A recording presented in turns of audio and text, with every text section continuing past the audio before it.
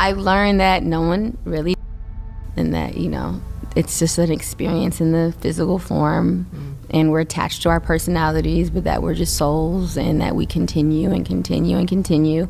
And if you have a spiritual relationship with someone on earth, you will have one with them when you leave earth.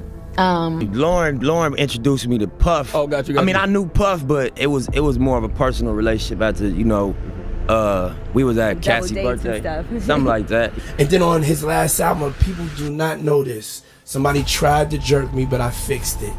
I actually am one of the executive producers of Nipsey Hussle's last album. Victory Lap. Yeah, Victory Lap. So a lot of people don't know this. We got them to change it in Wikipedia. Somebody over at the label tried to leave my name out, but he came to me and said, I want you to be a part of helping me finish up this album. And so I was a part of not just the records I was on with him on his last album. He was like, yo, I'm a big fan of like Life After Death. You know what I'm saying? And I know you got like that vibe, but I'm bringing like that vibe.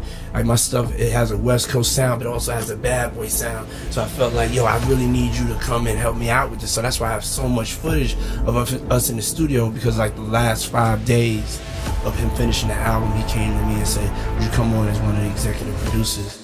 What if everything you thought you knew about Nipsey Hussle's death was just the surface, and the real story runs deeper than anyone imagined? Now the streets are buzzing louder than ever with whispers that those closest to him might have played a shocking role. New rumors are circling with big names like Diddy, Lauren London, and even 50 Cent caught in the storm. And just when it seemed like things couldn't get more intense, court talk has dragged Lauren London's name into the spotlight again, and the internet is anything but quiet about it today. We're diving into a wave of speculation that's shaking Hollywood and the hip-hop world to its core, from leaked tapes to his secret celebrity meetups. This mystery has everything, and now the question haunting fans everywhere is simple. Was Nipsey set up by the very people he trusted? Because it all begins with a trail of mysterious videos that insiders say are now moving through powerful circles. These aren't just party clips. They allegedly show private moments with high-profile names, some of whom had no idea they were being recorded. And as investigators look deeper into Diddy's legal troubles, there's growing belief that these tapes could be the missing puzzle piece to a truth no one saw coming. Only part of the time, her voice was cracking. I wanted someone to know where I was. So Lauren London now is coming back into this. And she was on the phone during all of it, or part of it. Whoa. What did you tell her?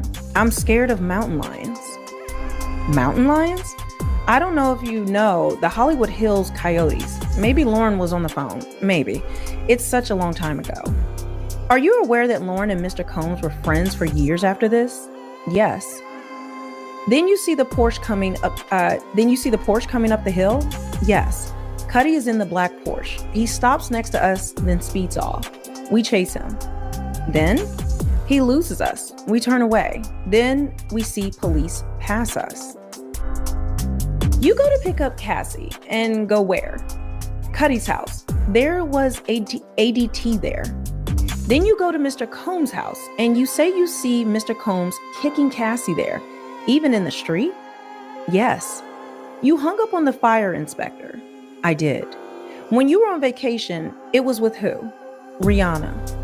After you were fired, what job did you get?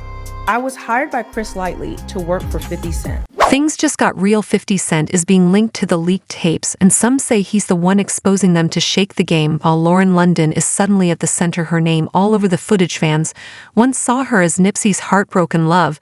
The few knew how close she was to Diddy, and after Nipsey's death, his words to her now show them what it looks like when it all crumbles, have people questioning everything. And as far as her being in the freak-offs, there was rumors that her and Diddy was a thing back in 2020. If you remember, she made a post saying, stop putting my name in that, I belong to Nip. It was like around 2020, the rumors were floating that her and Diddy was a thing. So now they pulling up pictures of Diddy in the background looking at her like all type of crazy. I mean, it wouldn't surprise me. I mean, it's Diddy. It wouldn't surprise me.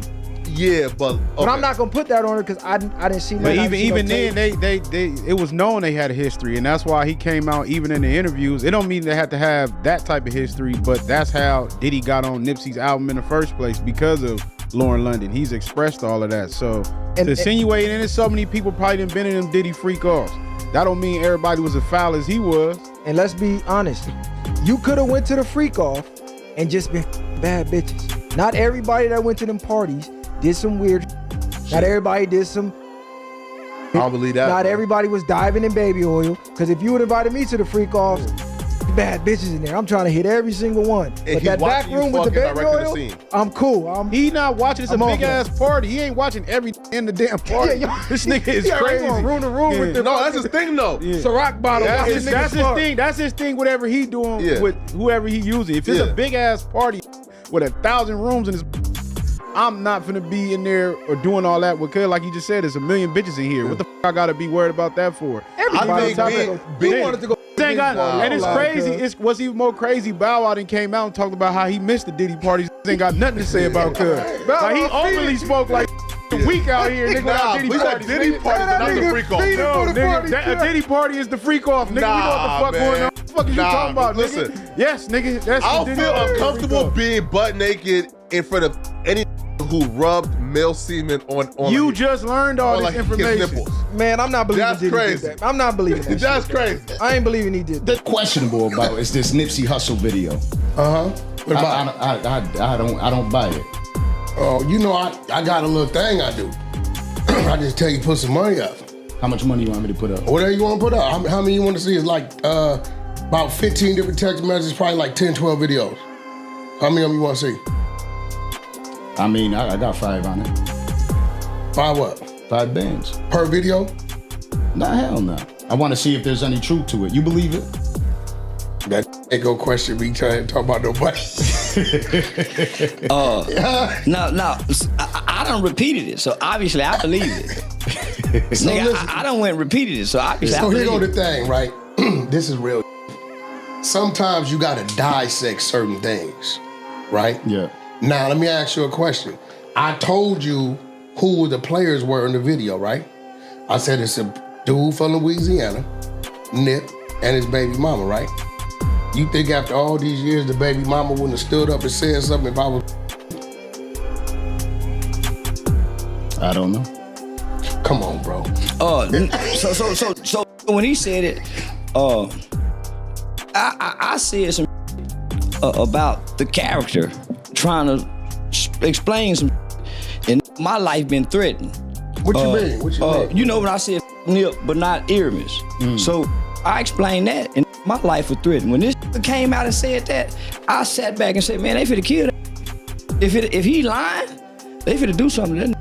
So let me ask you a question. And ain't nobody doing What's nothing. your issue with... Look, I don't got it. That's his preference. Diddy up there wilding. Yeah. He finna let people know he was hitting Nip baby mama. You see it's coming out. Because you know Cassie and her was best friends. So when a playing like the way Diddy playing, this is real. My woman right there. My woman's right there. Diddy everybody in the industry that we like. If I tell my woman... That I don't disagree with. Listen, They listen, you think if Diddy told Cassie, make that happen with Laura, it wasn't gonna happen? You heard Nip? I think they have incredible power. I would doubt nothing that comes out of that camp over there. I doubt Okay, nothing. so that's what I'm saying. We learn more shit than we ever needed to But my know. question to you is, what's the... Because outside of his preference, because Nip dropped his album 2019, right? Yeah. No, 2018. Yeah. 2019, right? So that first year, album did 50, 60,000 copies, okay? Even when he got... It still took another year after the death for it to reach platinum. If the boom, the persona that we saw from the world was real, it wasn't just no BS, that thing would have been platinum overnight. So when I go to the funeral, I'm sitting and I'm listening because I'm here to find out who is this Nip guy. So I don't hear nobody really say Nipsey. I hear Earmus. So when Lauren London's son got up there and said, last night, Earmus came to me in a dream and he was in heaven. And he said, what's up, killer? So when this kid gave this detailed description of Earmus, homie, it blew my mind. I put the blunt out and Well, he was the father. I started paying attention. So then Lauren London spoke about him. So I said, nah, homie, Nipsey was a character like the WWE. This guy was intelligent, and then I got to talk to Big Syke after the funeral. Big Syke gave me a ride back to the house. Big Syke said Nip came up to him when he was about 11 years old and said, big homie, why you gangbang? And he said, I gangbang because I was born to. He said Nip told him at 11, he don't have the name Nip yet, big homie, when I grow up, I'm gonna change the hood. Kid grew up to change the hood. So I fell in love with Earman. Yeah, okay, I get it. So that's so I'm painting a picture. These rappers ain't who we think they are. Yeah. If I'm looking from afar, I'm thinking Nip is a hardcore neighborhood roller, but Nip was a compassionate guy.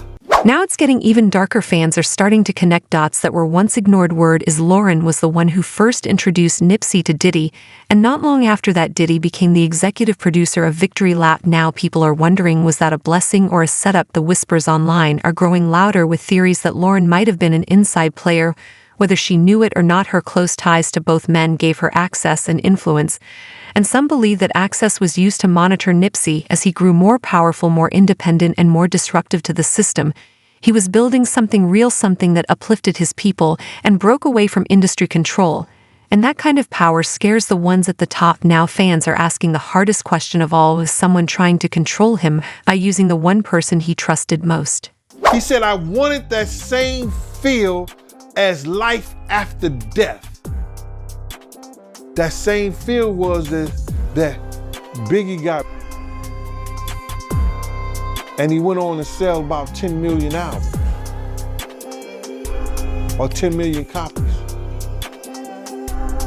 I was saying, you gotta watch what you say to demons, because it just might come true.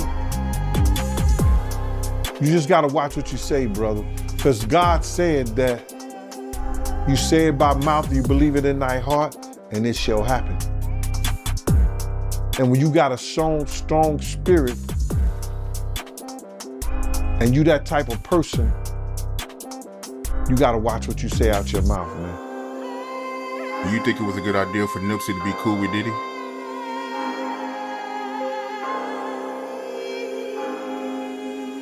I really can't speak on what and the reason why that man would, when he was already doing a great job himself with the team that he had. But somebody convinced him that that would be a good look for him. But no disrespect, he got what he asked for. Angeles Mayor Eric Garcetti has confirmed Grammy-nominated rapper Nipsey Hussle was in a shooting outside his clothing store in Los Angeles. Investigators say yesterday afternoon the rapper was shot multiple times in the parking lot at Marathon Clothing. It's a store he opened in 2017. 2 other men were also shot. They ended up surviving. Police are still searching for the gunman. That suspect is not in custody, and currently we're going to start canvassing the area, talk to any witnesses, and also we're going to canvass all the local area for any videos that may be surfaced. That woman is lying through her teeth. She's a getaway driver and in the of Nipsey Hussle. The only reason why she turned herself in 2 days later, because her face and his face was plastered all over social media. How do you not know? When the alley we standing in right now is this close, y'all, come on. How could you not hear the shots? It's unacceptable. I have a bullet in my back, and a fragment of it is broke off, is near my spine. And they said, well, if we would take it out, it's a possibility you could be paralyzed. 56-year-old Carrie Lathan was shot last month while talking to rapper Nipsey Hussle in front of Nipsey's Marathon Clothing store in South LA. Lathan says he was there to pick up a t-shirt and Nipsey happened to be there. He told me that he would have the shirt that I needed next week. And I said, okay, and as I turned, it was all bad. Lathan has been on parole the past 7 months after spending 25 years in prison for. He was arrested after the shooting for breaking parole, hanging out with known gang member Nipsey Hussle, but then was released because he says he didn't know Nipsey was in a gang. I had no idea of any of that. I know they said he was a rolling 60, But that's not what he is now. Today, he's a celebrity. I took a picture with a celebrity. I met him once, took a selfie. Now, Lathan claims since his release, the parole board left him without proper housing and medical treatment and fears the DA could still come after him. Let's not forget, homie, they Nipsey Hussle. Eric Holder was not a lone actor in that. If you go back and follow the detail, Nip and Big U got into it. Big U hit Nip Daddy across the head with a bat. His brother had to come out and shoot the gun. Hey, y'all get out. Say, Nip, come on, we finna come beat you. Because I don't wanna pay that $20,000. You say it's over this equipment, but the white folks is pulling me away from the set. I met a Jewish white boy on the front row at the Los Angeles Lakers ball game. Me and this white boy getting drunk, we started talking business idea. This white boy see I'm a sharp nigga. This white boy pulled me into business venture, the vector sector, right? So now I'm being expanded, but now they pulling me away from the set. The set have made it known nobody's bigger than the program. Nip had gotten bigger than the program. Quando is a reminder that nobody's bigger than the program. But Nip had gotten bigger than the set. Well, what do you mean by that, Charleston? Think about when Big U and all the other big homies and the OGs in the hood, they standing in front of Nip shit.